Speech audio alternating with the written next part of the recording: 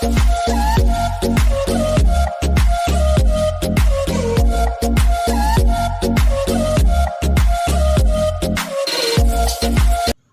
Friends, welcome to ராசி tips. எல்லோரும் எப்படி இருக்கீங்க? நல்லா இருக்கீங்களா? இன்றைக்கி நம்ம சேனலில் சூப்பரான ஒரு குருமா ரெசிபி தான் பார்க்க போகிறோம். அதுவும் ரேஷன் துவரம் பருப்பில் குருமா.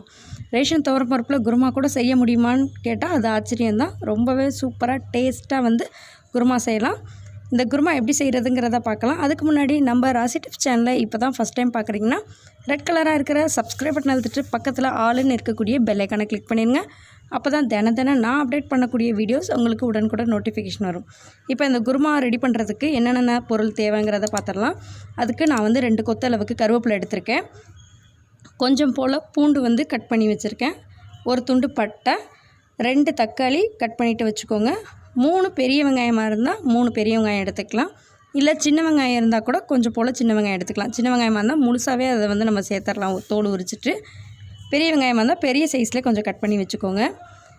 அடுத்ததான் நான் வந்து துவரம் பருப்பு எடுத்திருக்கேன். துவரம் பருப்பு வந்து 3 ஸ்பூன் அளவுக்கு துவரம் பருப்பு எடுத்திருக்கேன். 1 ஸ்பூன் அளவுக்கு ஜீரகம், 1 ஸ்பூன் அளவுக்கு சோம்பு எடுத்துக்கலாம். இந்த அளவிலே நீங்கள் வந்து அதிகப்படுத்திக்கலாம்.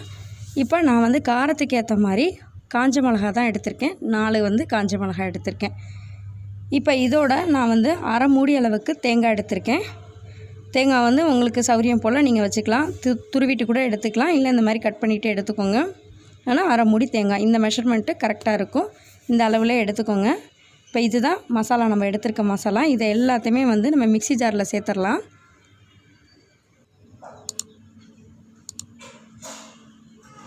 தேங்காய் சேர்த்துட்டு அடுத்ததாக காஞ்ச மிளகா சேர்த்துடலாம். அடுத்து நம்ம வச்சுருக்கிற துவரம் பருப்பு, ஜீரகம், சோம்பு எல்லாத்தையுமே சேர்த்துட்டு இதோட கொஞ்சம் தேவையான அளவு கல்லுப்பு சேர்த்துக்கலாம். கல்லுப்பு சேர்த்து நம்ம அரைக்கும் போது அது வந்து நல்லா நெய்ஸாக அரைப்படும். இப்போ இதை வந்து அரைச்சிட்டு எடுத்துடலாம். பாருங்கள், நான் வந்து நல்லாவே நெய்ஸாக அரைச்சிட்டேன். இதை வந்து ஒரு பாத்திரத்துக்கு நம்ம மாற்றிடலாம். இப்போ இதோட நான் வந்து மிக்ஸி ஜாரை அலசினா தண்ணி சேர்த்துக்கிறேன். சேர்த்துட்டு நம்ம வந்து நல்லா தண்ணி வந்து நமக்கு எந்த அளவுக்கு வேணுமோ அந்த அளவுக்கு நம்ம வந்து தண்ணியாக கரைச்சிக்கலாம்.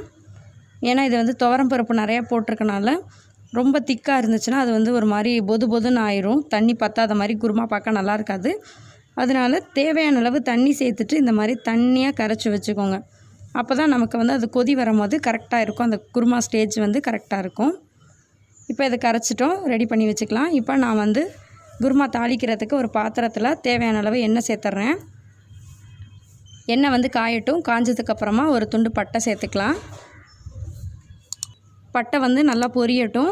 பொரிஞ்சதுக்கப்புறமா நம்ம கட் பண்ணி வச்சுருக்கிற இந்த பூண்டை போட்டுக்கலாம். பூண்டும் நல்லா பொரியட்டும், நல்லா செவந்து வரட்டும். அதுக்கப்புறமா நம்ம கட் பண்ணி வச்சுருக்கிற பெரிய வெங்காயத்தை சேர்த்துக்கலாம். இதுக்கு வந்து நீங்கள் உங்களுக்கு வெங்காயம் வந்து பெரிய சைஸில் வேண்டாம் அப்படின்னு நினச்சிங்கன்னா நீங்கள் வந்து சின்னதாக கூட கட் பண்ணிவிட்டு போட்டுக்கலாம். ஆனால் பெருசாக கட் பண்ணிவிட்டு போட்டிருக்கும் போது அது வந்து அந்த குருமாவோட சேர்த்து சாப்பிட்றதுக்கு நல்லாயிருக்கும். நல்லா வதக்கிடுங்க. எந்த ரெசிபிக்குமே வந்து வெங்காயம் வந்து எண்ணெயிலே நல்லா வதக்கினா தான் அது ஒரு நல்ல டேஸ்ட்டு கிடைக்கும். இப்போ நான் வந்து அந்த 2 கொத்து கருவேப்பிலையை வந்து இதோட சேர்த்துட்றேன். சேர்த்துட்டு நல்லா மிக்ஸ் பண்ணிடுங்க. வெங்காயம் ஓரளவுக்கு நல்லா வதங்கினதுக்கப்புறமா நம்ம கட் பண்ணி வச்சுருக்கிற தக்காளி சேர்த்துடலாம். வெங்காயம் தக்காளி வந்து நம்மளோட இஷ்டம் தான். நம்ம வந்து எவ்வளோ வந்து நமக்கு எடுத்து சாப்பிட்ற மாதிரி வேணுமோ அந்தளவுக்கு வெங்காயம் தக்காளி அளவுகளை வந்து நம்ம அதிகப்படுத்திக்கலாம். இப்போ வெங்காயம் தக்காளி வந்து நல்லாவே வதங்கிருச்சு. இந்த ஸ்டேஜில் நம்ம மசாலாவை கரைச்சி வச்சுருக்கோம். இந்த கரைச்சி வச்சுருக்கிறத இதில் சேர்த்துடலாம். கொஞ்சம் தேவைப்பட்டுச்சுன்னா கூட தண்ணி அலசி சேர்த்துக்கலாம். உப்பு காரம் கரெக்டாக இருக்கான்னு செக் பண்ணிக்கோங்க. காரத்துக்கு நீங்கள் பச்சை மிளகாய் கூட கட் பண்ணிவிட்டு சேர்த்துக்கலாம். இப்போ இது வந்து கொதி வரட்டும். கொதி வந்ததுக்கப்புறமா இந்த மாதிரி கரண்டி வச்சுட்டு நல்லா கலந்துருங்க.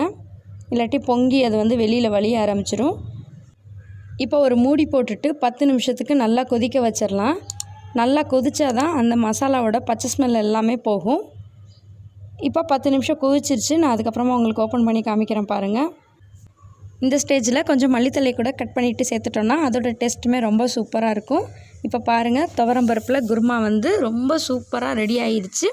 இந்த குருமா வந்து இட்லி, தோசை, இடியாப்பம், ஆப்பம், சப்பாத்தி எல்லாத்துக்குமே வந்து இந்த குருமா ரொம்ப சூப்பராக இருக்கும். கண்டிப்பாக நீங்களும் வீட்டில் ட்ரை பண்ணி பாருங்கள். ட்ரை பண்ணி பார்த்துட்டு எப்படி இருக்குங்கிறத மறக்காமல் என்னோட கமெண்ட் பாக்ஸில் ஷேர் பண்ணிக்கோங்க. இந்த வீடியோ பிடிச்சிருந்துச்சுன்னா லைக் பண்ணிவிட்டு உங்கள் ஃப்ரெண்ட்ஸ், ஃபேமிலி, ரிலேஷன்ஸ் எல்லாருக்குமே வந்து ஷேர் பண்ணுங்கள். தேங்க்யூ ஃபார் வாட்சிங். Thank you friends.